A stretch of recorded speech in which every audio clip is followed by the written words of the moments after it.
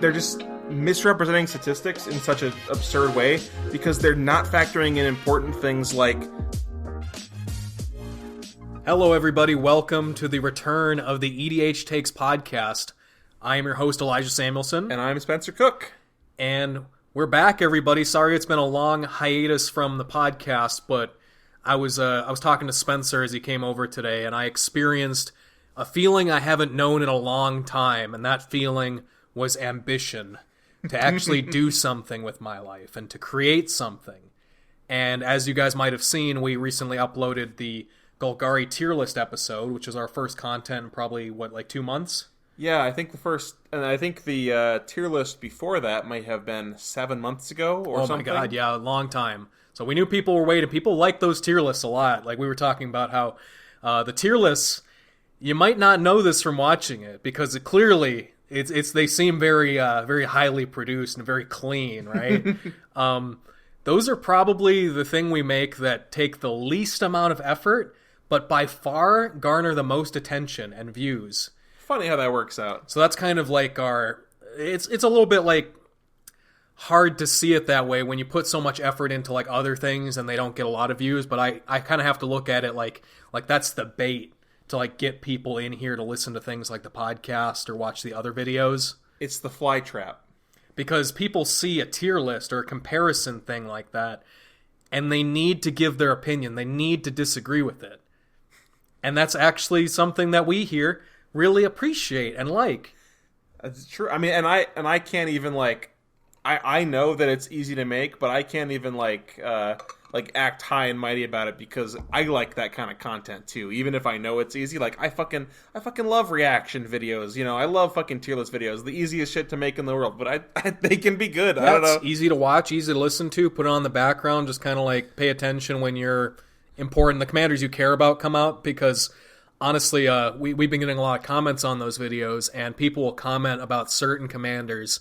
And after we do the tier list, I'm just like, what even are you talking about right now? What is that commander that you just said? I don't know what that is. Because there's too many to possibly care about. And I say that as somebody who likes Magic and likes Commander a lot more than I think the average person. But you just can't be bothered with everything. You know, my brain for Magic is reserved for random commons from Return to Ravnica and Theros. I don't need all these commanders in there, you know what I'm saying? Like I need to remember this new Phyrexian random common that no one cares about. That's important. Yeah, and priorities. I've honestly lost a lot of my powers for remembering card names over the last couple of years because, I think you can attest, Spencer. Like, I used to have like a near problematic memory for cards. I deadass used to just be like, hey, I go to Scryfall and look up like a random white card and be like, hey Eli, what is this? I give you the card name. You're like, what does this do? And it's like, I don't know. It's like a 3-mana 2/2 with freaking, it's a tapper. And it's like, yep, that's what it is. That's what it is. Yeah, but I think I'm trying to lose the Magic player brain a little bit, so gain some more important. The nice way of saying what I really mean there by saying that. Yeah, but anyway, today's topic, coming back from a little bit of a break, is actually why don't you introduce the topics? I think it's well, we're in November now, so we're going into the season of giving, but sometimes you can give a little bit too much, or you can give to the wrong people, to bad actors, and you shouldn't be overly giving. Unless you're giving to me, right? Right, yeah, or me, like, send us things. Send us money. We need a new printer, please. But anyways, yeah, so there are a lot of different archetypes in Commander, many of which are considered, quote, toxic, a lot of people don't like a lot of different play styles. Control, combo, the dreaded stacks. But in today's episode, we like to discuss the truly dangerous archetype in Commander. More than anything, we like to talk about the archetype of group hug in Commander. Well, it's a little bit of an ironic thing because group hug doesn't, you shouldn't be scared of a group hug player, at least at first glance. You'd be like, they're helping everyone, they're helping you. Like, they're not necessarily even trying to win, so what's so scary or dangerous about that, right? Yeah, you'd think, like, they're directly giving me things and supporting whatever I want to do, and most of the time not really trying in any way to take away from that or interact with you. It's just giving everyone extra resources. And what could be what could be not fun about that? And anyway, no, I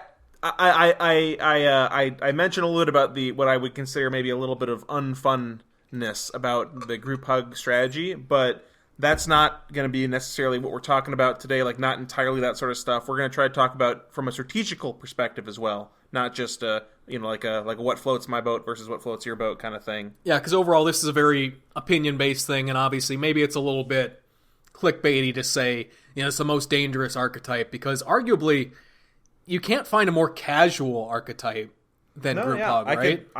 I don't think you could make a strong argument against that, yeah. It's something specific to Commander and multiplayer Magic, too. Like, even, I guess you couldn't even say it's something that functions anywhere aside from Commander. Yeah, I don't think, definitely not the case in if you did like a group hug kind of thing in like a 1v1 competitive format, you would they'd look at you sideways and be like, what? Or like if you played it in like Two-Headed Giant, like Battle Bond Draft, if you played like too many effects that like affect all players, you'd still be kind of crazy. Yeah. Because you're trying to lose at that point. Whereas in Commander, trying to lose is an accepted strategy. Yeah. Kind of. But I don't know, why don't we get into our the first and what I would consider like the most, well, one of the two most dangerous advantages that group hug decks can give to other players, and that is card advantage. And it's probably the most common you see in group hug strategies, is the idea of playing cards or effects that will give everybody, either like an additional card every turn, or a burst of card draw, or you in particular a card right now, or something along those lines. Yeah, you get your Howling Mine, your Font of Mythos. There's a lot of cards that do this thing in Magic. Like, too many of this card in Magic. A small anecdote here. A friend of mine from, back, he played Magic, 10 years ago, 15 years ago, whatever, right? Like, I'm from what I recall, like, he plays, like, he doesn't play group hug decks, but he will put cards in, like Font of Mythos, or, the Kroof, or not, whatever, Kroof, or Dictated Kruphix. Like, he'll put those in decks, like, without the group hug thing in mind, just because he's like, well, extra cards, right, for me. Also my opponents, but for me. And it's kind of a dangerous thing to do, honestly. Yeah, I suppose with a card like Font of Mythos specifically, maybe even some of these other ones, but like how efficient that card draw is for you on some of those can actually make it look kind of tempting if you're completely unbothered with the fact that the kind of resource you're giving up, as opposed to like mana from, like, if you had a card that said like on your upkeep draw 2 additional cards just for you, that'd probably have to be more expensive than 4 mana. But Font of Mythos says, well, everybody does it, so it can be a little bit cheaper.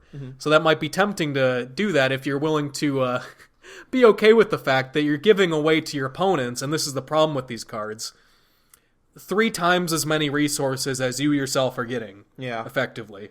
I understand that the point of a group hug deck, or at least a group hug deck that's, because there's like, I just want to say, there's like 2 kinds of group hug decks in my eyes, and that's group hug decks that want to win and group hug decks that don't want to win, right? Like this separation of like the group hug deck that wants to like stay in the game for as long as possible and then like win through like some combo or something, like the classic like, oh, I'm Feldergriff, and then you play like the safety, like the white, you can't hit me and do anything to me. Yeah, you play some Pillow Fort effects and stuff. Like, that's one part of group hug, and then the other one is like, I'm just going to give my opponents as much as I possibly can. And we can really only speak to our personal experience or like what we've seen online, but I kind of feel like the second camp is much more popular when it comes to people playing group hug.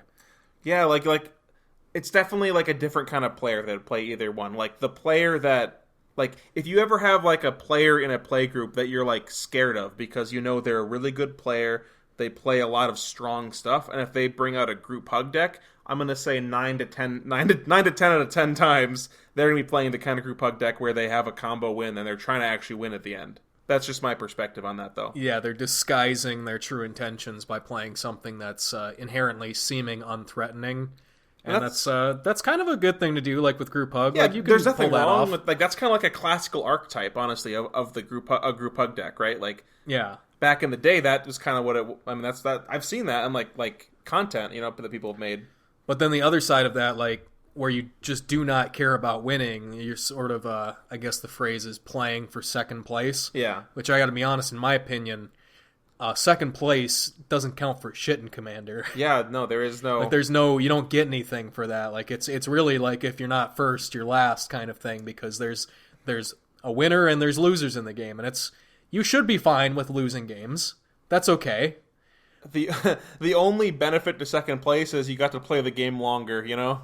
Yeah, and that's definitely valid too. Like if that's all you're concerned about, but it's not like when you get to the end of the game and you're like, oh, I got second place. And it's like, well, good job, good for you. You probably just didn't do much. Yeah, and you weren't a threat, right? Yeah, but the reason that I brought up these two kinds of group hug strategies is that I think I just think that for the group hug strategy that has like winning in mind in the end, it's just like super dangerous to give your opponents all a bunch of cards. I know the idea is that like they're going to use them against each other, right? But for me, if I'm in there's always that classic group hug thing of like the group hug player plays a group hug effect, and then I'm going right after the group hug player, and then I just like kill the group hug effect after I've already gotten my card off it, right? Because I don't want my opponents to get cards. Yeah, and the card draw thing, I think it works in an interesting way where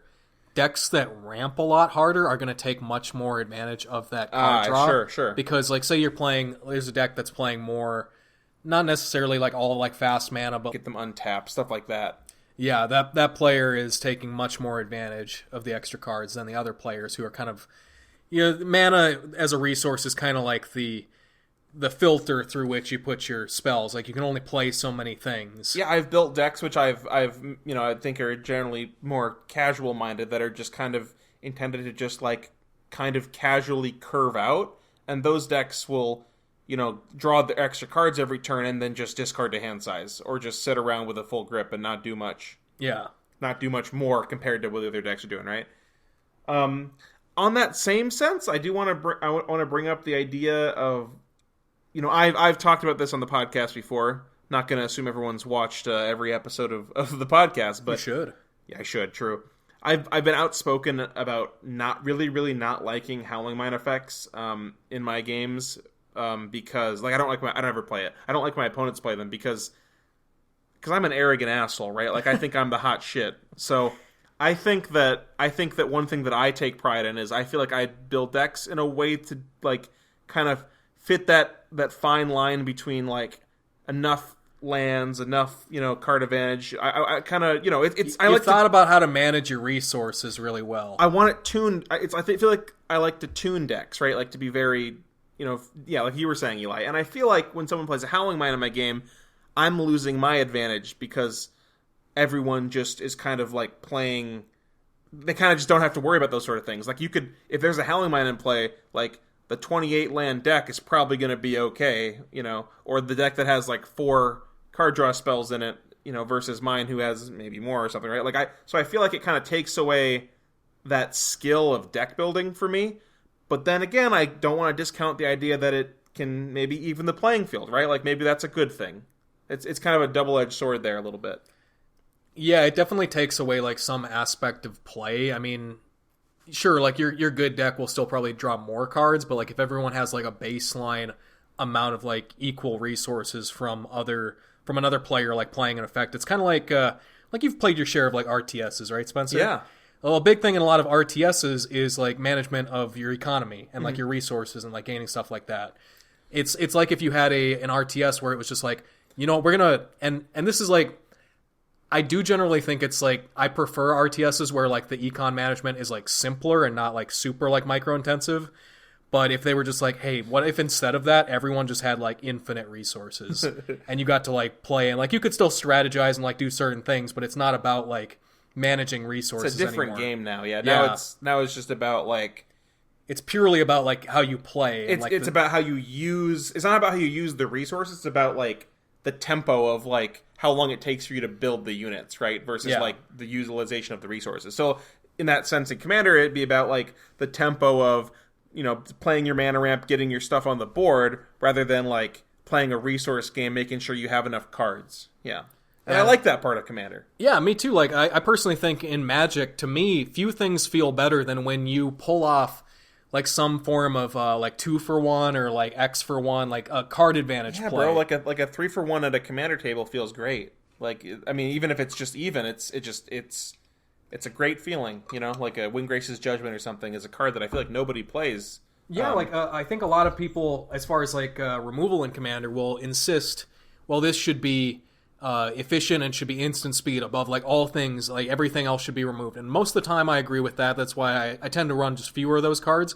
But I'll see a card like Decimate or something, or Casualties of War, and that's like a big, expensive sorcery speed like removal spell. 6-for-1 or something, but right? yeah, it's like a 4+ for 1. They're base as hell. And I love stuff like that. Now, I hate this card, but if it doesn't fit the theme of this Hex, you know, Hex, Eli? Oh, I love that. Yeah, it's crazy. I hate it. But it's a 6-for-1, right? It's a 6-for-1, yeah. The problem with that card, though, is there have to be at least 6 things, otherwise you can't cast it. And 6 things that aren't your things. Yeah. Same problem with like Decimate too, is like sometimes there's not an enchantment. You can't cast a spell. Or it's got to be your own enchantment. Yeah. Like, I'll destroy my Burgeoning, right? But like we alluded to, you know, the card advantage being one of the 2 big things, you know, that's... Yeah, but that can be choked, right? That can have like a sort of choke point where you can only fit so many cards through like What if the Group Hug deck just fixed that problem for you too? Yeah, what if the Group Hug deck just allowed other players to have extra mana, you know? Whether that be doubling mana, or just giving people, like, extra land drops every turn, or you know, cards like, you know, Veteran Explorer or Avatar of Growth, I think is the other one, where just like, hey, everyone let's just skip that early, you know, that early part of the game. Like, imagine playing like a low to the ground like aggro deck, and then the Group Hug player just like, hey, by the way, everyone, we're at 6 lands, guys. We're at 6 mana. Now you just kind of lost out on that opportunity to do that strategy that you wanted to do. Yeah, and again, this is another thing where it's as with most of these things, I feel like in every game that has a Group Hug deck, there's going to be that one deck that just takes advantage of this stuff. Certainly. Like, way, way better than the rest of them. Like we were talking about, like, there's the mana doublers, like when you tap your lands. Like, a deck that ramps with a lot of lands is going to get more value out of that. Yeah, and when everyone has, you know, let's say that the card advantage engine isn't online for the Group Hug player, right? They're not giving everyone extra cards yet. But, you know, if they have effects that double mana, the player that has the most card advantage is going to take the most advantage of that, right? Because they're going to be able to play... You know, the other people are going to run out of cards eventually if you're, you know, have so much mana. And even in that sense, certain decks, not even like just like the decks that can ramp the most, be playing like high impact 10 drops, right? That you're usually not expected to be able to like get to on a reasonable time. And, you know, when you're on turn 5 and the Group Hug player just plays a Dictate of Karametra or something, you just be like, okay, I play my Omniscience, and now I win. It's like, okay, that was a good game. That was fun. Yeah, something that I like to assess in a Commander game is what is the weakness of the strongest player at any given moment. Like, what is the one thing? Like, you might see, there's plenty of games you see where somebody ramps super hard, and you're like, well, they did this, they have X amount of mana, but they have like 1 card in their hand now, so you can just hope that they don't draw cards, or you can be like, oh, this person drew 10 cards off this Ristic study, but they really haven't ramped. Yeah, so they're discarding to hand size. And yeah. I've been in that situation a lot. So you have to think like, okay, where's my axis of attack, or like, how can I get in at this person? What's the bottleneck, right? Yeah, but then a Group Hug will just be like, you know what? Don't worry about that. Don't worry about having a weakness. Like you won't have it either. So in theory, like, this all should be fair, right? Like, you'd think, like, this all seems like everyone's getting the same stuff. Sure, maybe some decks are better equipped to take advantage of these things. Like maybe on average, everyone benefits the same, right? But it's really not like that, because there's one important thing to keep in mind when playing with Group Hug, and this is something that I've had happen many times recently, because I have a new friend I made that plays Group Hug deck, and it just always seems to work out where I'm going in turn order directly after this player, the Group Hug deck. That's a good place to be, Eli. That is the best place to be, right after them, because typically the Group Hug effects are played out sorcery speed and then pass your turn, right? So the first person to take advantage of them is not the person playing them, it's the person going directly after them. And yeah, it's it is a huge advantage to be the first person to take advantage of those resources. Like we've talked about on the episode, Does the Turn Order Matter?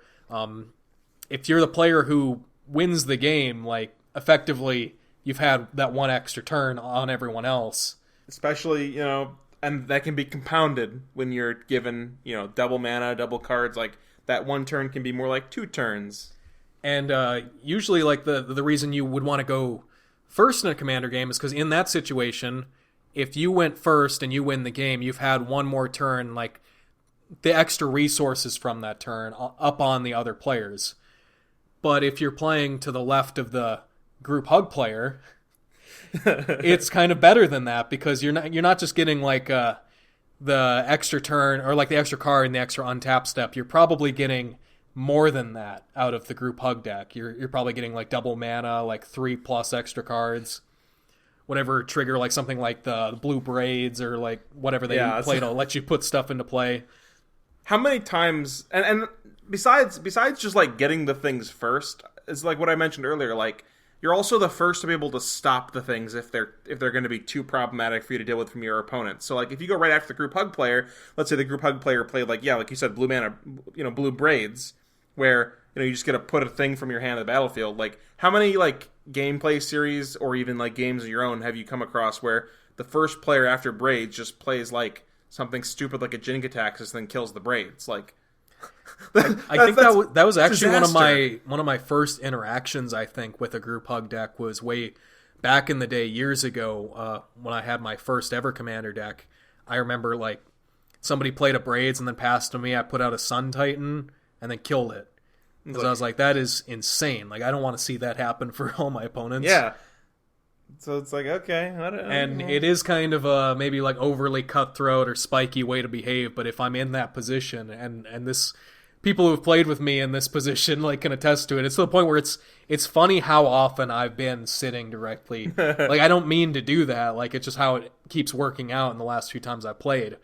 But yeah, I remember having a game where I was playing, I made a new Wizards tribal deck for my brother, who I'm trying to get into Commander. And I was sitting to the left of the group hug deck, and he would play his group hug effects, and I had a wizard that comes in and bounces a non-land permanent. Yeah. So I'd be like, okay, I take advantage of all your extra cards, your extra mana and everything, and then I bounce that card, your group hug card, back to your hand, or I kill it in some way. Very Giga Chad.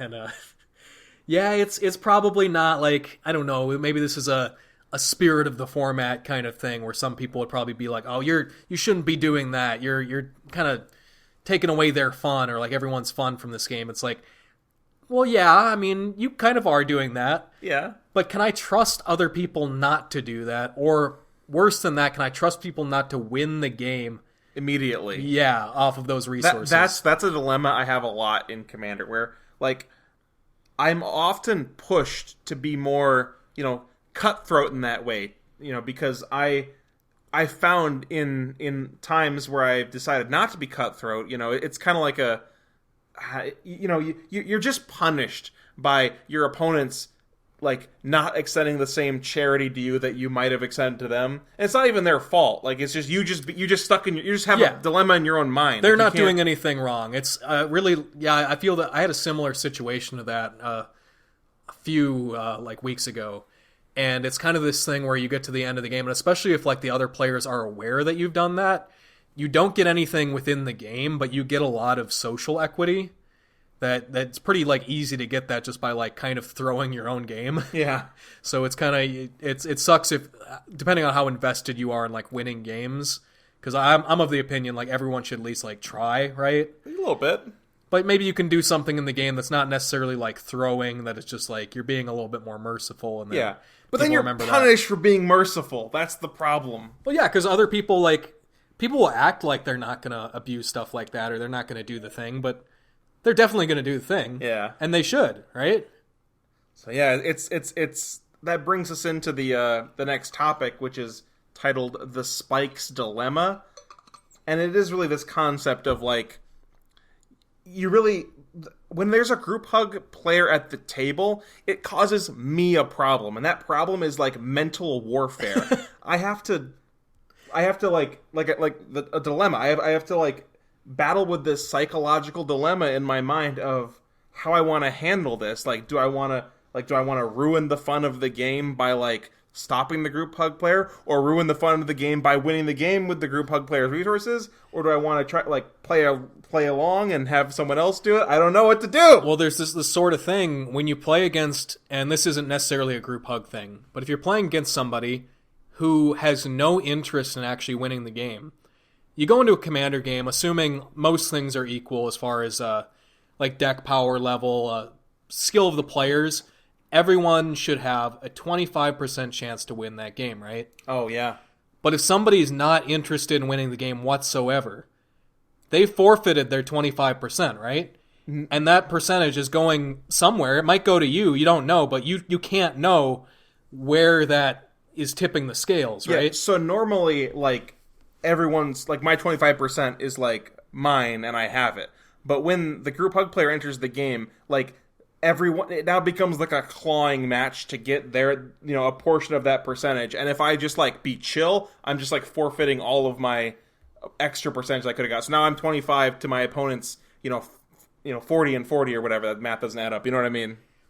Yeah, there's a lot of talk in Commander of people assessing threats poorly or griefing or not playing in a very optimal way, and that's their right to do it. They're not doing anything really wrong, but I'd say another part of like the Spike's dilemma is if I'm playing with somebody who I know plays like that and they're never interested in winning the game, I feel the obligation to take them out of the game if I want to win. I've done it before and I feel bad about it, but I was playing with my friend Jesse, and he was playing what's the Beamtown Bullies? The Beamtown Bullies, but as a group hug deck, not as a like. Usually that deck is like, I'm going to give you a leveler and get rid of your deck.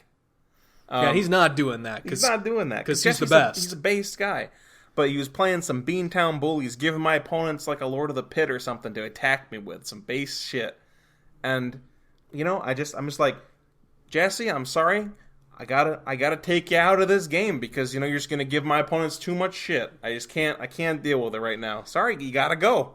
Yeah, and if somebody's playing like that, where they're just like playing for second or not for their own benefit, but like not necessarily for the benefit of somebody else, but they just do not care about doing things for their own self-interest, I feel like I gotta put them down because if it gets down to you, that person, and one other player, it's like a 2v1. You don't want to know that they could just like step in at the moment you're going to try and win and put their thumb on the scale just to make you lose, right? And that's the dilemma you have, because you're like, do I want to ruin I don't want to ruin their fun. They're trying to have a good time, right? But also I have to. Well, the problem with like group hug in general is, you don't like game theory. There's like, you have to, it's kind of like a prisoner's dilemma kind of thing, where like you assume that the other person's a rational agent. And the problem is, group hug players are not rational agents. They change, well, not in the sense that they're not rational humans, but they've changed the rules of what they're trying to do. And I guess you could say that about Commander in general. Like, maybe not everyone's trying to win all the time, right? Maybe you're trying to like do some combo or do something you want to do in the game, accomplish like a goal. But I feel like you were saying, Eli, at the core of it, winning is kind of like the core tenet, right? That you're going towards, at least a little bit. Well, there's a saying goes along the lines of like, absolute power corrupts absolutely, but there was somebody, I forget who, that kind of disagreed with that statement and took it in a different way, where they said, power doesn't corrupt people, it just it reveals what they truly want to be doing. Mm-hmm. So a group hug deck, it kind of just, it takes the other decks at the table and it reveals what they're trying to do. Mm. And most of the time, though, people are building decks because they want to win. So that's what it's revealing. But if you're playing like with people who are all just like, I want to pull off like this weird combo thing that doesn't actually like win the game, or these certain like sequence of cards, or I want to do this thing that's just like weird but not like great. I could see a group hug deck being kind of a good time in that situation, right? Where like everyone's trying to play their bad tribal deck and just be like, I want to get out this cool card. I don't even want to kill you guys. I just want to play my shit, Like my Bassandra deck. I just want to call forth the Warbringer. Of course. Get out that Avatar Slaughter, and that's the goal. Well, getting out an Avatar of Slaughter is dangerous, Eli. Yeah, that's a great group hug card. But it's also it's unfortunate that because, I want to see the group hug player be able to win some games, right? But everything they're doing, or most of the things that they do, I think it needs to be remarked that they're the last person to take advantage of most of the cards they're playing. Yeah. Like, what other archetype does something like that, where it's like, I play a card to give myself the least benefit from it? Well, also, like, man, like, a lot of group hugs, like, equity that they get in, like, from playing group hug cards is, like, social. So, like, if you're playing cards that, like, give everyone something, the only way that you're going to theoretically, like, be advantaged in any way in that game is going to be from the charity of others. And I feel like that's kind of weird. It's kind of like playing off of people's, like, pity. I don't really like that too much. I mean, it's not that bad, but like it's you're like I'm the group hug deck. I'm just helping everybody out, and it's like that's the problem there. The keyword everybody. Mm-hmm. So you get to a point where I feel like even if you're playing with people who are charitable towards the group hug deck or show some pity, you get to a certain point and you've outlived your usefulness. And just to clarify, no, nothing personal if you play a group hug deck. We're just kind of like sharing some thoughts, right? Don't need to. You can play a group hug deck and have a great time, but just take some things into consideration that we're saying, Yeah, should we maybe talk about how perhaps you could, quote, hug responsibly? Yeah, this is what we would do. Practice safe hugs. Yeah. So ways that you can cut down on the cringe, if you will, Yeah, there are definitely ways to play a group hug deck and still kind of actually like play a real game and like try to win the game too. Mm-hmm. That aren't just like being like super sneaky. Although like we talked about earlier, it kind of does help to like try and like pull something off through like the guise of like, oh, I'm just a group hug deck. I'm just trying to help everyone out, right? Yeah, like you could swing all your guys and kill me, but why would you do that? I'm giving you stuff, The way that I kind of prefer people play group hug and like that I would myself when I kind of did. We'll talk about that later in the show. But if you're gonna make a mess, which is like creating the massive board states that a group hug deck is one to create, you should pick it up, right? Exactly. Because you don't just want to enable somebody to like put out this infinite combo like way too fast. So you should, I think, play a lot of board wipes and removal to like set things back, like when things get a little bit too crazy. And dare I say it, if there's any deck that has a responsibility to play free counter spells, maybe it's the group hug deck. Oh yeah, absolutely. Like I think you need plenty of instant speed stuff, because if you're playing group hug, it's because I think most of the time it's because you want to see crazy things happen, right? You're trying to give your opponents the ability to do things. You just got to maybe stop them before it's out of hand, right? Yeah, you want like people to get these massive board states and see these like this crazy like crashing of resources against each other like a wave. Mm-hmm. But you don't want to just lose to that, right? You don't want that to just like happen and then immediately the game ends. You want to keep it going, right? You want to draw it out. Like, not too bad. I mean, but you're playing group hug, so the game's already accelerated. So more game actions are going to be taken, but I don't think like more turns are necessarily being taken. Probably not. But yeah, I think like instant speed board wipes are a really good thing to have. Yeah, a lot of. I think white in particular would be like the good color for this, because white has these kind of board wipes that will kill everything if you're doing it at sorcery speed. I mean, I guess maybe there's a couple in speed, but like these like, because you really don't want to just like kill all the creatures, because like someone might be like super artifact ramping or something, like these like cleansing nova kind of effects of like everything on the board. I mean, I guess that gets rid of your group hug stuff too, but a card I would like for that is do you know the card Play of the Game? I think I do. It's 8 and 2 white sorcery. It's one of those assist from like Battle Bond, where other people can help you pay for this. Okay. And it says exile all non-land permanents. Based. So if you're like playing that out, like things get a little too crazy, you can kind of be like, hey, to somebody else, like I've given you all these resources. Now if you have mana untapped, which you probably will if you're playing against a group hug deck, unless you've just gone like super crazy. But if they've just like given you some more lands or something, be like, hey, help me out, deal with this. Yeah, in another sense, that's a great point. I like that idea that you can like kind of maybe, even if you're not trying to, you do curry a little bit of favor with most players, because I don't think this isn't like to say players are dumb or anything, but I think most players don't hate group hug. Usually it's, well, maybe some do, but Oh yeah, I think most Commander players are playing Commander because they just want to focus on their own thing. It's not like some people might say compare kind of like to Solitaire. Like that's why you see a lot of casual complaints about Commander of this got removed or there's too many board wipes or like people always destroy all my shit. Like people just want to do their own thing. They want to do the thing. They want to do the thing. And they want to ignore the other things most of the time.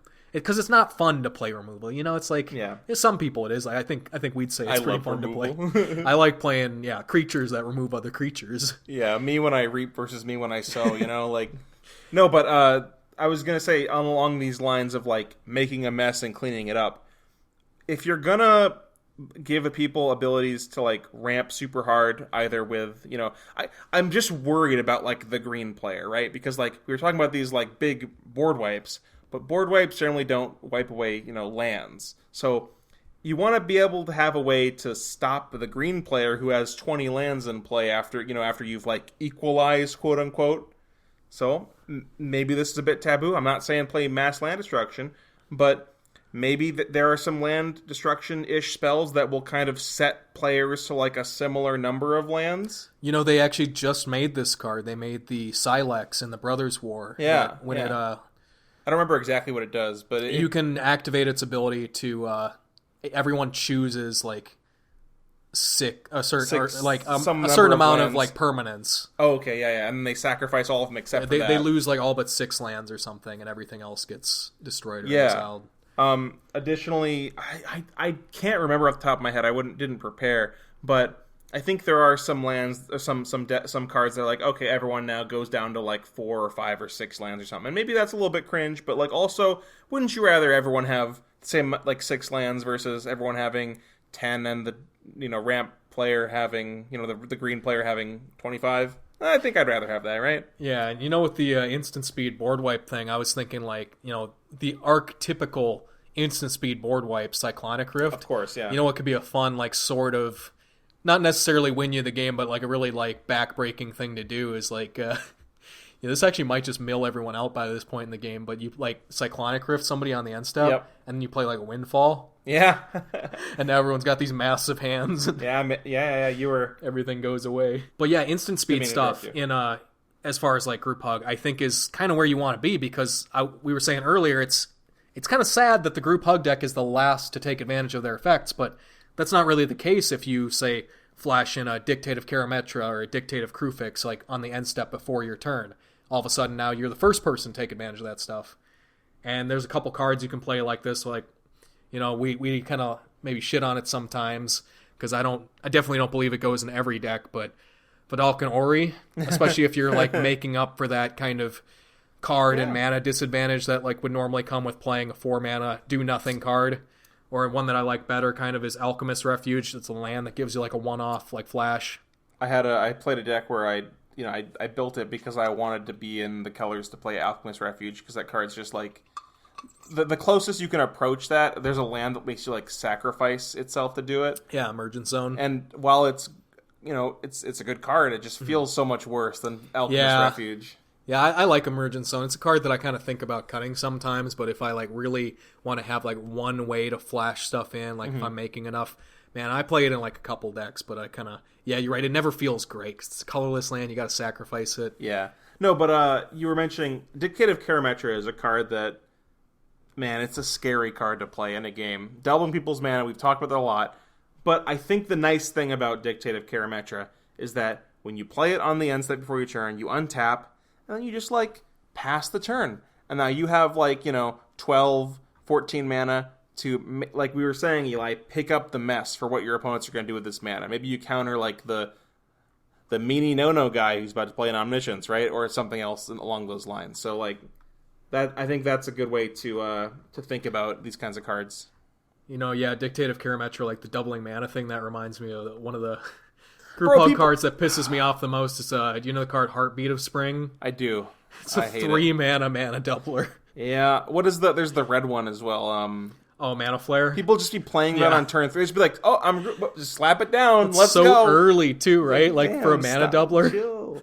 Imagine going like right before the group hug player and you play your like turn 3.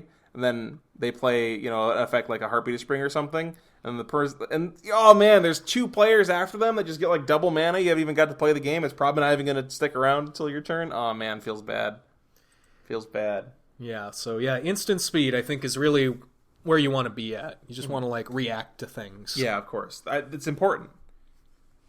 Besides instant speed, also if you're able to like target the group hug, it's going to be a lot more beneficial to you because having control over who gets things allows you to not give the archenemy all the things that they want to win the game, right? This is probably not good if you're trying to win yourself. Yeah, because like we were saying earlier, there's going to be somebody in this game who's just getting like way too much advantage out of all this free stuff. And that's why I had to kill Jesse earlier, like I was talking about, because I was winning and he was giving stuff to my opponent, so I had to take him out. Yeah, so the classic new version of this is a Secret Rendezvous, or maybe like we were talking about this before we started, the Humble Defector, and you're like, that's not a group hug card. That's just a good card. That's an evil card. No, but it definitely fits in this category. I think there's even like a couple, I don't even know what the new cards are, but there's a new white card they just came out with recently that is like, it's like a vigilance creature. You can like tap it, and then you and target opponent each draw a card. Oh yeah, Loran of the Third Path. I really like that card because she's also she comes in. She's a Rec Sage. Yeah, that'd be a really cool card for a group hug deck because you're like, oh, maybe somebody just played like their giant 6-7 mana enchantment that's gonna kill everybody, but I've got a card that not only like removes the threat, but it also does the thing. Does the group hug thing a little bit, Yeah, that's really cool.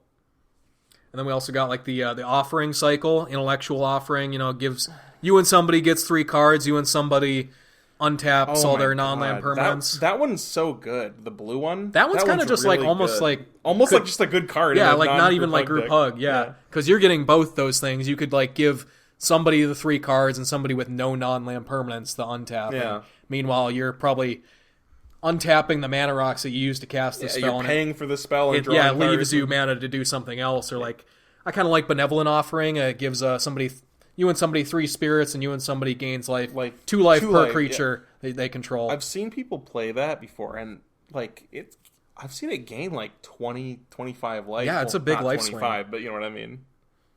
And it also like gets you those instant speed creatures, like in case you might need some jump blockers, I've right? seen someone live through a super attack with that actually.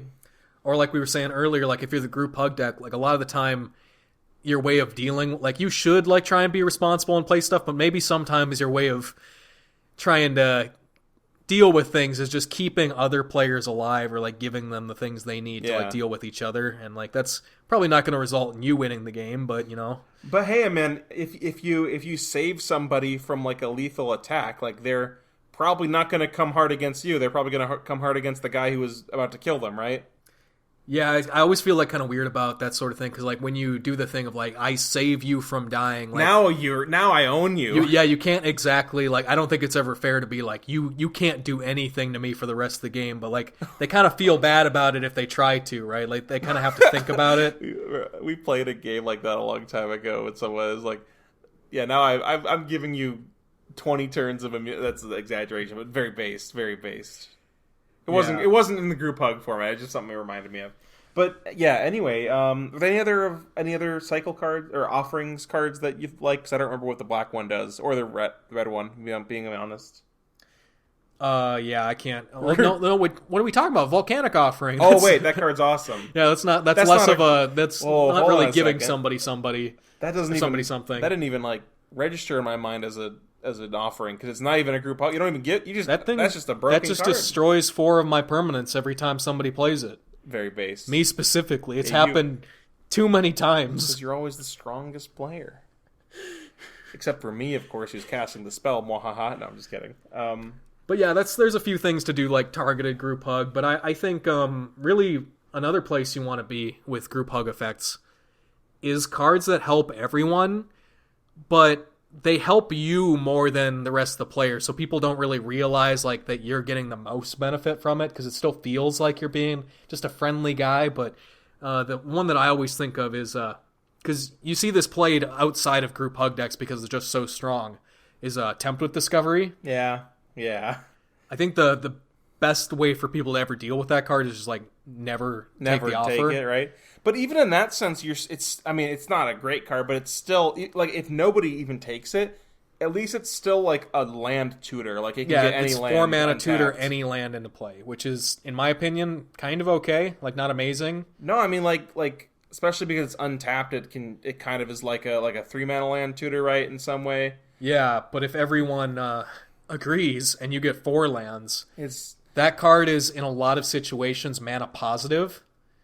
And then you've also just gotten a 4-for-1 card advantage wise. If you're playing black, you can get like a Cabal Coffers Urborg combo. You know, if you're playing colors that aren't that, you can get like, don't get mad, guys. Temple of the False God.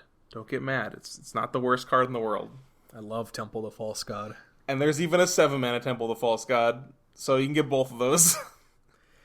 But yeah, a lot of things like that. There's a new one we like from the New Capenna Commander decks, the Master of Ceremonies, where on your upkeep, everyone can choose get a card, get a treasure, or get a 1/1. And then most of the time, people I think are going to take the cards or the treasures. I've gotten a couple of 1/1s off of it because I've been playing a lot lately. I think, if I'm being honest, I've played a little bit, and the times when you get 1/1s are when you are the arch enemy, and they don't want to give you resources, so they just give you 1/1s. Yeah, because whatever they take, you get whatever they choose. So if everyone goes, I want a card, you're drawing 3 cards. The card's really good.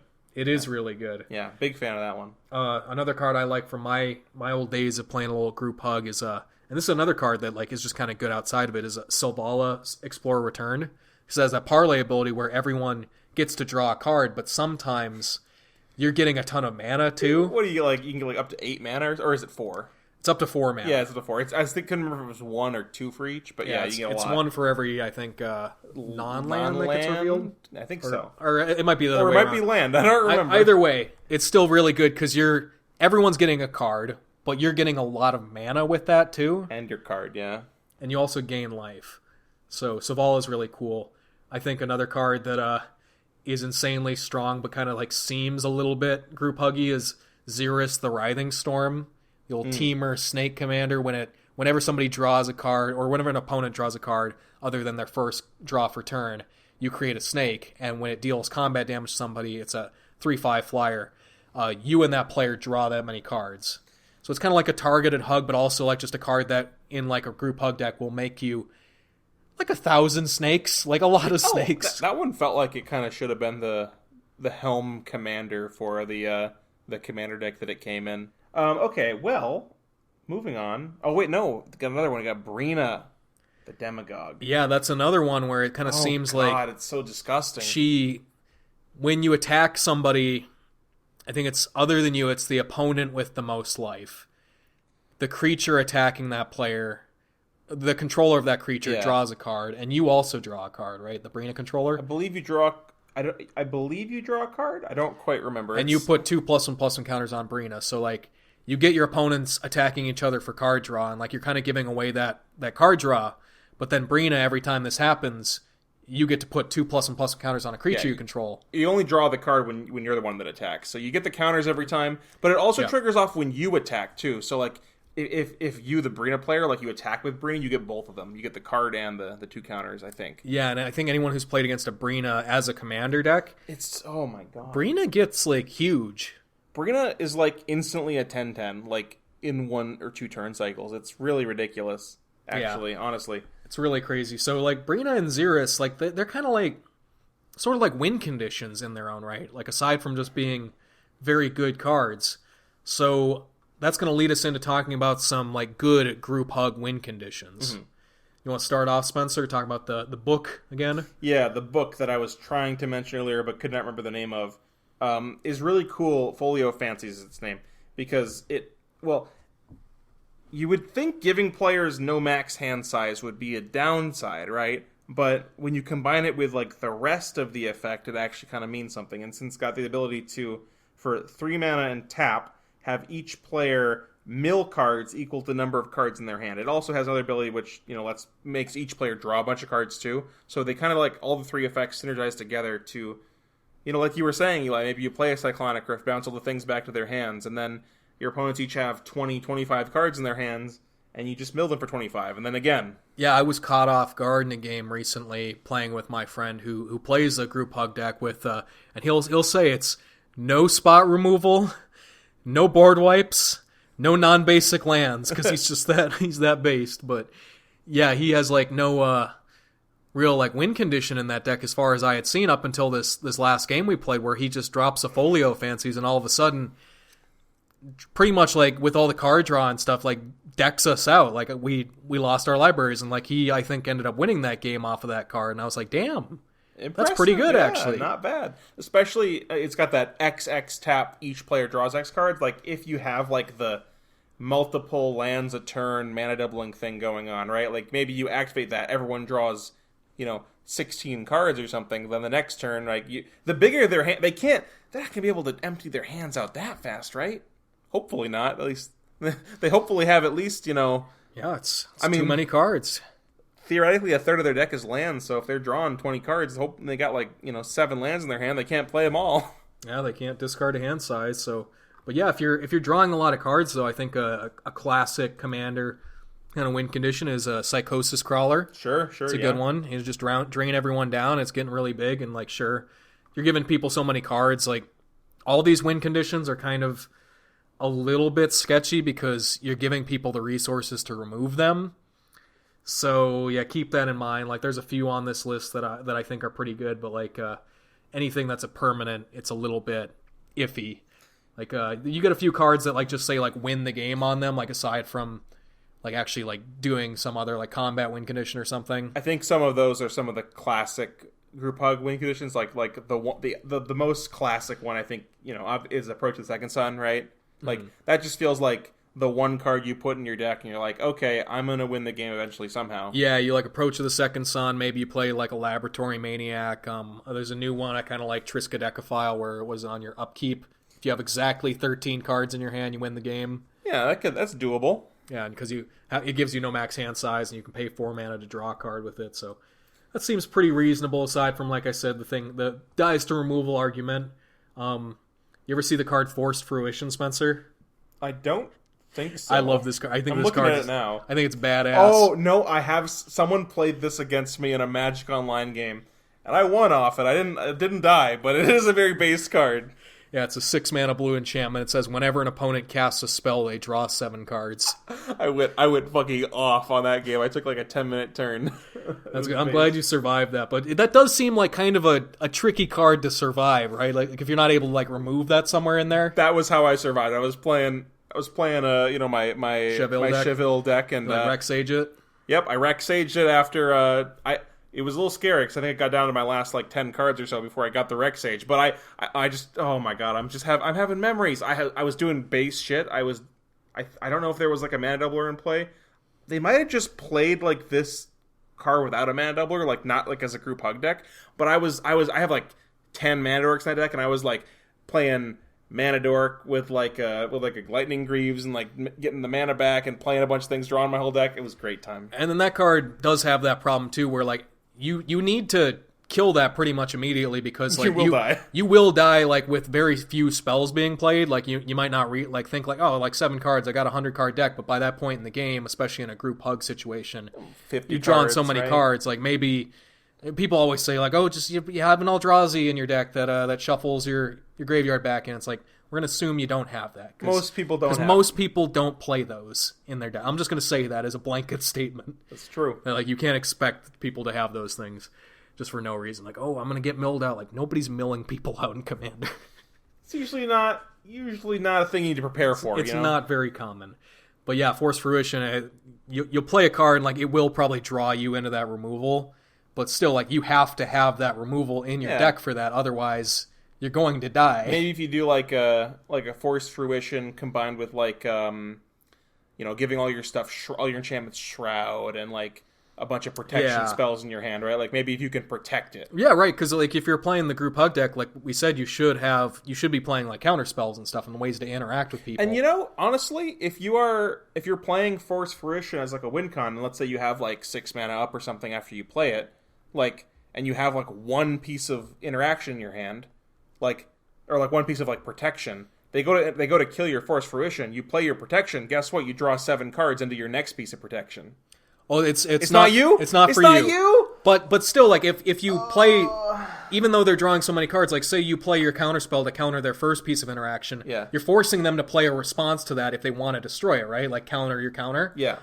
At which point they're drawing 7 more cards. They're closer. So if you play another count, if you interact again, like every time you force them to interact, they're drawing another 7 cards, and that's gonna really add up, and that's gonna be too many cards. It's a dangerous game, though. Be careful with your Force Fruition. Yeah, I just think that's a really, really cool card. A card that I like and I think would actually be really cool for the kind of, like we were saying earlier, of group hug decks just wanting to get people like so many resources into play and like have these massive board states. I think Insurrection makes a really good win condition for group hug. Yeah. I think even besides that, like this is probably not the best example of what Insurrection does. A thing where it's like spend 8, 9 mana, whatever, 8 mana, like maybe just win the game because your opponents have giant boards. But on a similar level, I think the classic like 1 card win conditions are usually pretty good in group hug. So like like a Torrent of Hailfire or something is like an iconic thing. Maybe not good in a if you're giving people life or something, or like a bunch of permanents in play. But the idea is there, right? Yeah, that's like any generic win condition is probably fine. I specifically like Insurrection because like those big board states have been built off of what you're doing. Like you're supporting people doing that and like encouraging them to do it, and then all of a sudden to just be like, yeah, that was all part of the plan. Yeah, in that sense, like, are you really a group hug deck, or are you like are you a combo deck? And the combo is your opponents do things. Yeah, it's a half combo. Yeah. There's another classic group hug combo. Like the classic group hug commander is Feldegriff. Yeah. Which is the hippo that just gives people cards, or it gives, I think, things, trample or flying, or it gives people hippos, or it gives them hippo tokens. Yeah.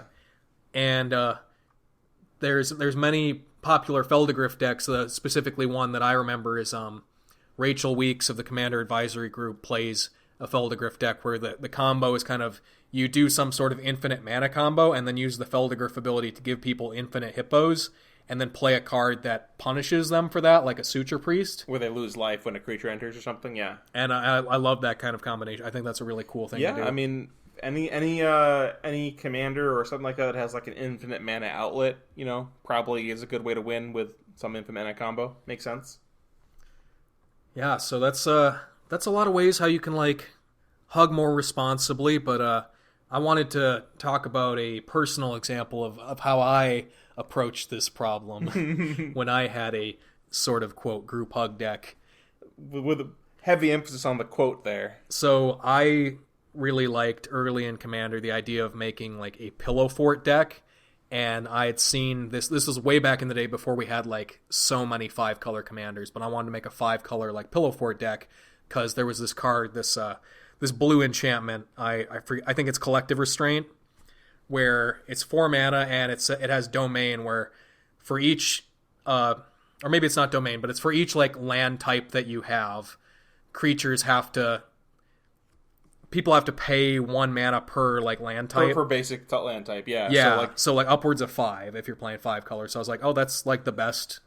Yeah, the best pillow fort card like you can play, like 5 mana per creature to attack you for 4 mana. Yeah, it's like a Ghostly Prison for 1 more mana. It costs 5. Wow. And that just seemed really perfect for that deck. And I was like, I want to play Corona the False God, which is this creature where on each player's upkeep you have to give the Corona to the person, which is topical. So you very based. But you give Corona, and then she has haste and has this ability. When she attacks, you choose a creature type, and then creatures you control of that type get +3/+3 until end of turn. So you can choose her, which is really cool, actually, because this is one of the few commanders you can do this with, where you can actually, if somebody doesn't have blockers, you can kill them in 1 turn rotation with commander damage from Corona. Because you attack that person, then you pass it to the next person with 3 attacks from her. She becomes an 8/8 if you choose her creature type. Enough commander damage for everyone to attack them with the Corona. But I was like, I want to make this deck where I give Corona to people and they can't attack her back into me, because she has no ability on her that says she can't attack her controller, which is a dangerous thing, because you could give her to somebody, and if you don't have pillow fort or prison effects out, They'll just hit you. they'll just attack you, right? So you have to make it so they can't do that.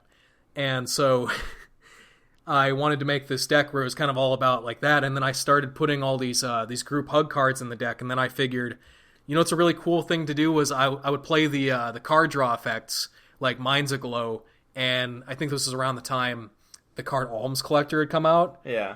And I was like, oh, so if my opponents draw more than one card at a time, instead they draw one card and I draw this, and I was like, okay, Alms Collector seems pretty good, so what's better than that in 5 colors? Notion Thief. That seems pretty good. Notion Thief. Oh. And you get all these like efficient like card draw and ramp effects, and you can play cards that sort of, when paired with these things, shut them off or make them one-sided for you. So I was like, oh, we can also play like the ramp spells, like that.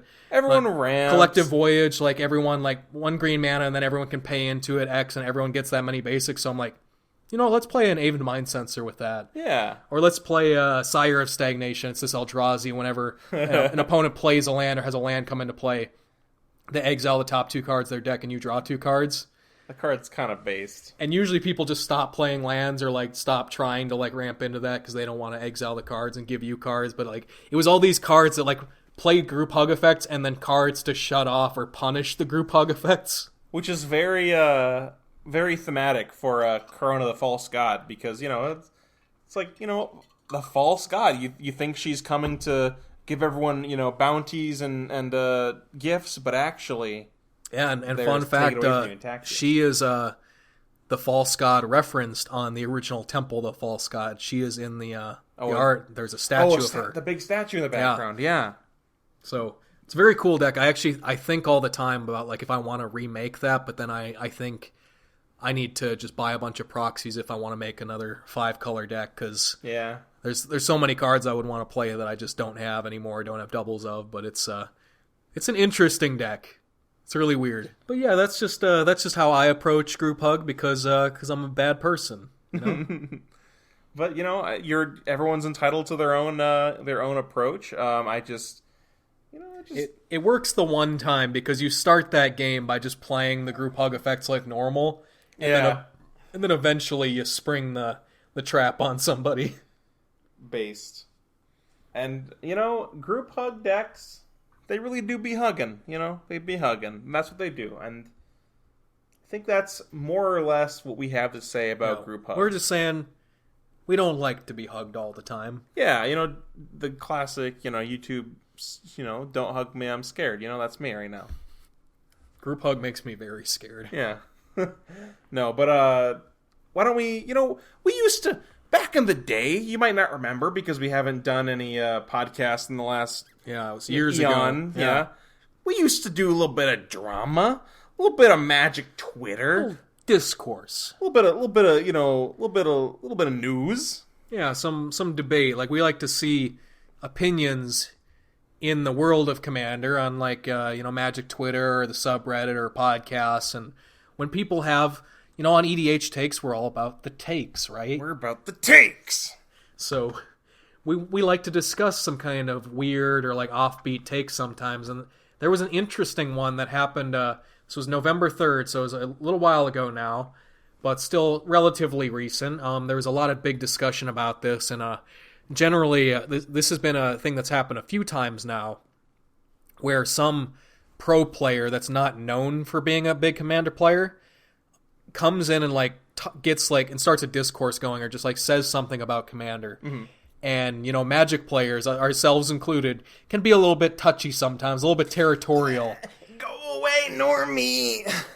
Stuff like that. Yeah, the Commander players will see that and be like, oh, you see, you might be hot shit in your Standard or Modern or Legacy, whatever competitive format you're playing, you pro, but this is a casual format. You don't understand what we be doing here. You don't get it.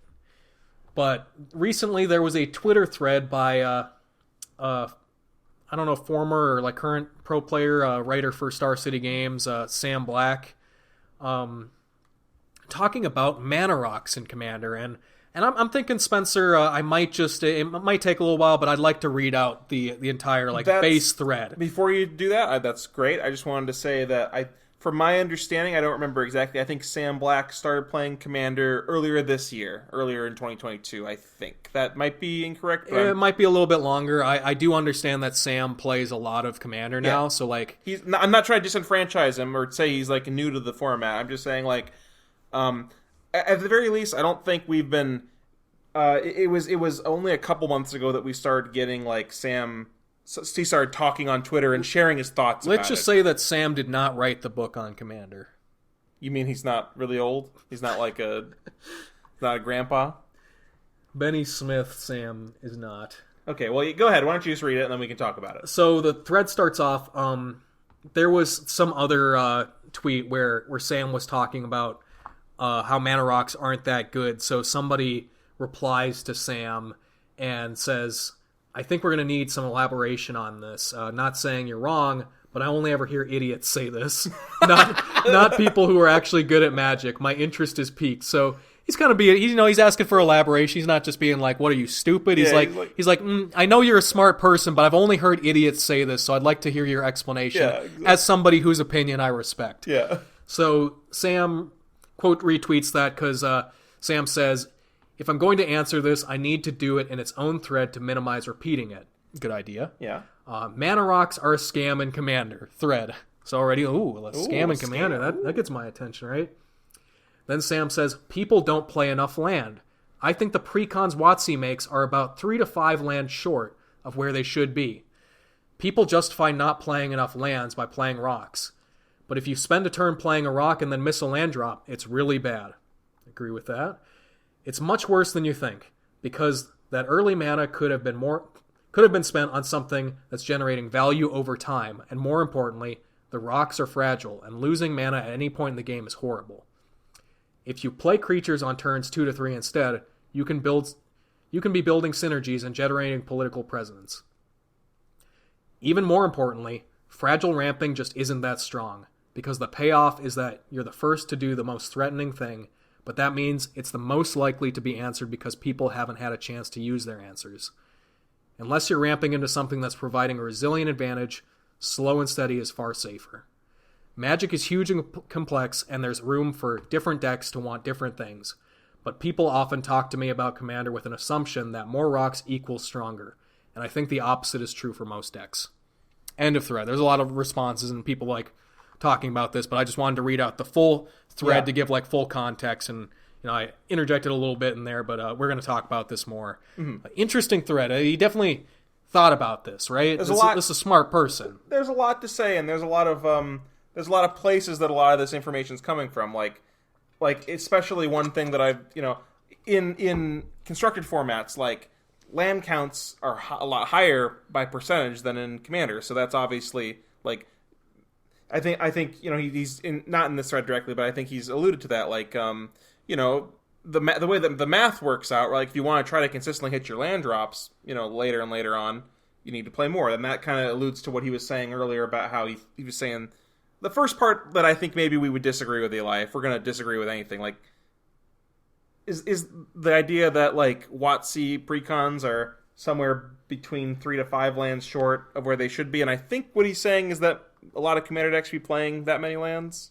So, in case people haven't been keeping up with precons lately, I think even since the start of precons, Wizards has always had like 36 to 38 lands. Nowadays, it's running closer to 40 on average. Yeah, 38 to 40 I think is more close to what like 38, 40 at least. Like there's 40 in quite a few precons nowadays. And, the thing about playing a mana rock and missing a land that turn, I wholeheartedly agree with that. Super duper agree. I love playing lands in Commander. I'll take any excuse I can to play more lands in a Commander deck. And on average, I play at least 38 lands. I've got a couple decks that do play like 40 lands. I love playing lands. I love hitting land drops. It's nothing to me and feels worse in Commander than missing my land drop. But that being said, I feel like there's enough things you can be doing in Commander, whether that being playing card draw or be playing other cards that let you, not card draw, but cards that will, let's say, put lands into your hand. Mm-hmm. Like I know there's a bunch of white ones that we love. Land tax is a great one. There's enough cards like that in the game, and just card draw, that going up to between 42 and 45 lands is just I would call it kind of absurdly high, personally. Yeah, it's very high. It's pretty much I can understand the thinking, because I generally ascribe to the idea that the main thing, and we maybe mentioned this in our like how we go about like deck building episode. I think that if you're going to make a commander deck, you want to think of like a plan, something you want to have happen. And then you think of every possible way that you can consistently make that happen if that's what you're going for. Yeah. Some people like not having consistency and doing like weird things every game. I like to have some consistency and try and like do the same thing. Like, so in my opinion, like I generally like to play 2-mana rocks because I really want to play something that costs 4 on turn 3 like consistently. Sure. And I want to do whatever I can to make that happen. And I think from Sam's perspective, Sam wants to never, ever miss a land drop. So how do you make that happen? You play 45 lands, right? Yeah, I guess so, right? Should be next to impossible to like miss a land on the first few turns if you're playing 45 lands, right? Yeah. This isn't exactly like said in this thread in particular, but I've seen it in comments on this. And also, there was a big Reddit post about this as well. In comments on there, people will be, like I was kind of talking about earlier, people will be comparing, the number of lands to like a standard or a modern deck, a 60-card deck. Be like, oh, you play 25 to 27 lands in a control deck and whatever, and the percentage of that is closer to like 45, 46 or whatever, something like that. But there's just like these factors that they just don't consider at all. Like, they pull out like these statistics to like say that even if you're playing like a card draw, I've seen people say like, oh, let's say you see, let's say you play a card draw spell, so you see like 11 cards by turn, whatever, you still only have like a 45% chance to hit your 4th land drop or something like that, right? They say stuff like that, but they're just misrepresenting statistics in such an absurd way because they're not factoring in important things like I mentioned earlier, effects that will let you hit your land drops. Like cards that you can essentially count a card like a 2-mana 1/1 that puts a land into your hand from your deck. You can count that as like another land essentially. Yeah, and even a creature that just cantrips itself, like kind of is digging you a card deeper, right? Yeah. So and also they don't if they don't understand that, like, let's say you're about to miss your land drop on turn 4, right?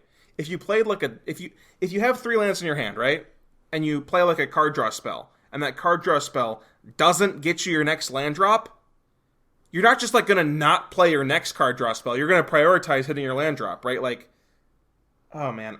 And one other thing about this is like they're not factoring in the fact that you have a free mulligan in Commander. Like, they just not factor that in at all. A very generous mulligan generous mulligan system.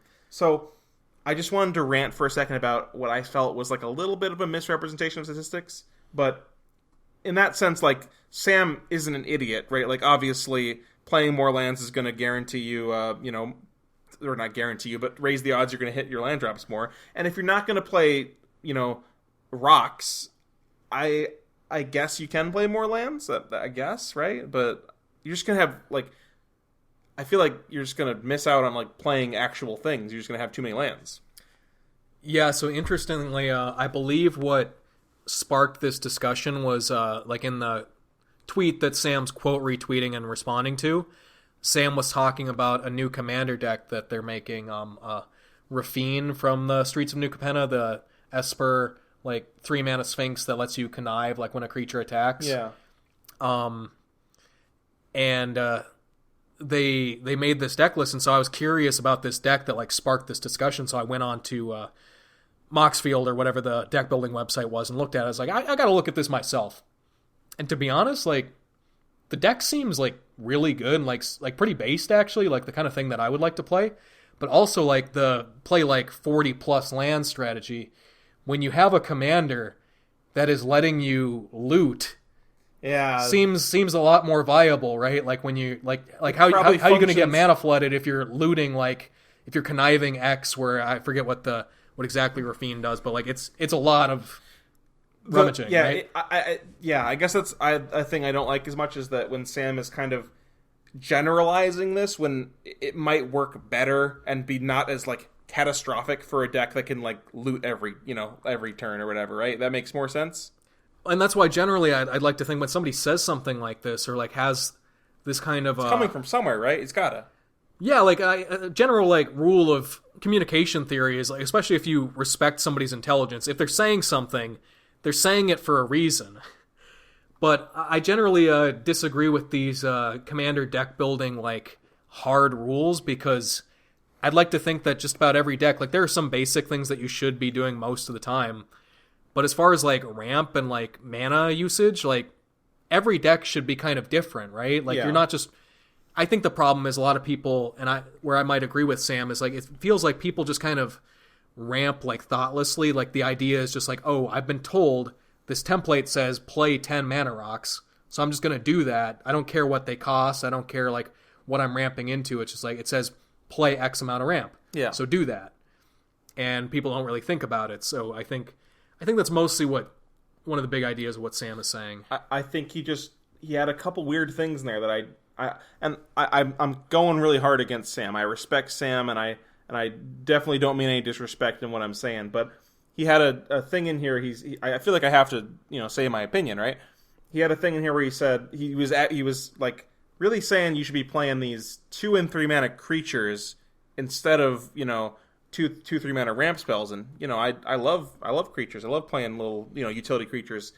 And then but his argument for like why the ramp spells were so poor, why the rocks are so poor, was because they're like fragile, and you don't want to be like you don't want to be getting your ramp spells, your mana rocks blown up. Eli, what's more fragile to you, a mana rock or a 2 mana or 3 mana creature, right? Like I don't understand how that's the argument. I don't get that. I love them both. I guess Sam's response and like the idea is creatures do something now, maybe? I don't know. Sam believes the creatures are more useful inherently than the mana rocks. And I generally, to be honest, we're big creature fans here. Probably more than most people. My favorite card type in Commander. Like people will make a lot of knocks against creatures, but yeah, if you're gonna apply the dies to removal argument as like your big selling point, nothing fits that better than creatures, right? So yeah, I don't know. That was just one point I wanted to mention. Mm-hmm. Yeah, that's a common sentiment though in like the replies to this thread as people in franchise Commander players coming in and saying, well, really, like what are the situations where people are commonly like single target removing your mana rocks?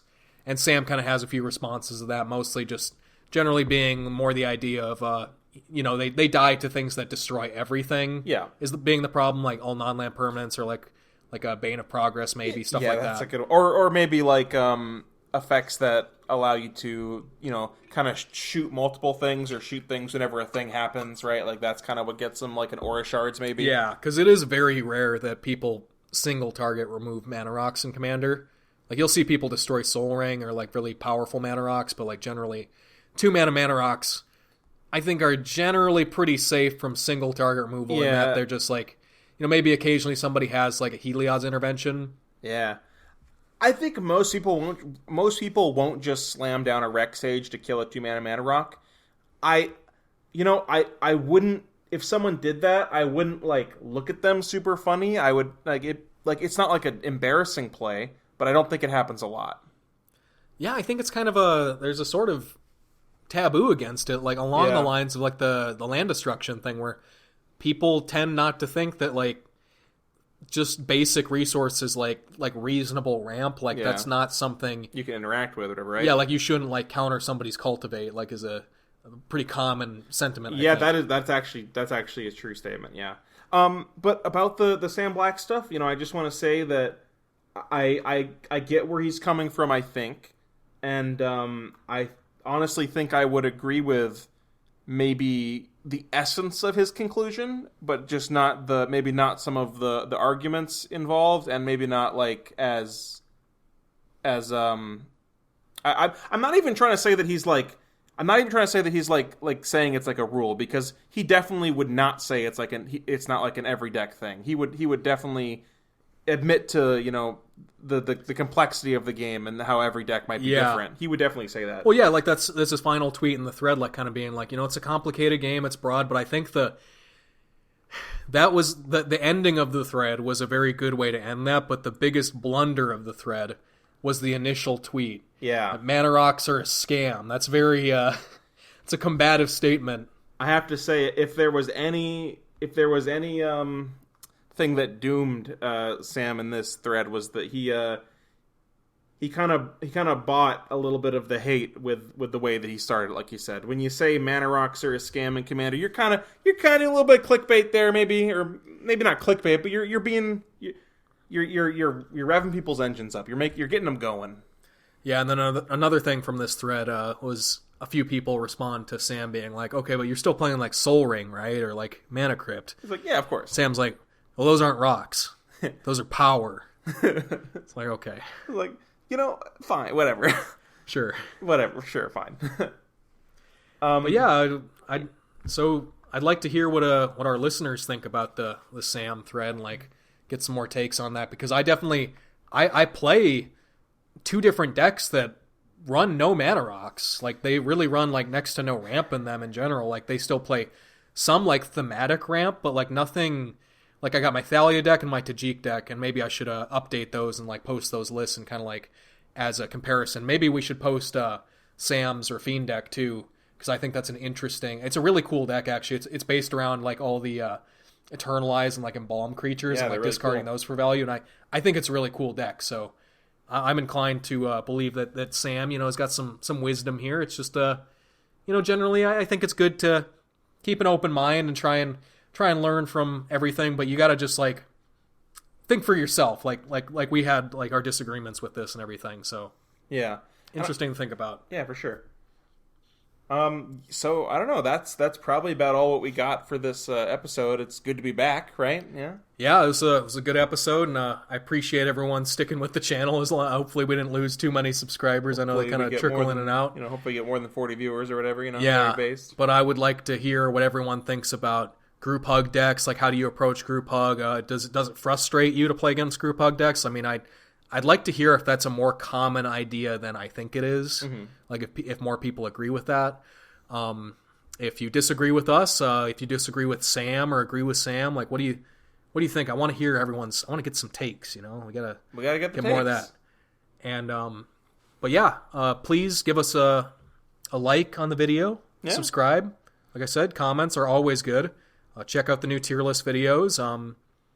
Yeah, it'd be really nice for like I was saying. I've been feeling ambition. I'd like to get the channel to at least 1,000 subscribers, because we're over the hump now. That would be based. That would be pretty based. That would be really cool. But we're gonna try and catch back up on our content, because that's the main thing you got to do to gain subs. You got to put out consistent content. We got to deserve those subs. You got to earn them.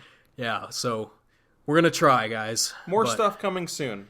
But yeah, I've been Elijah Samuelson, and I've been Spencer Cook, and we'll see you guys soon.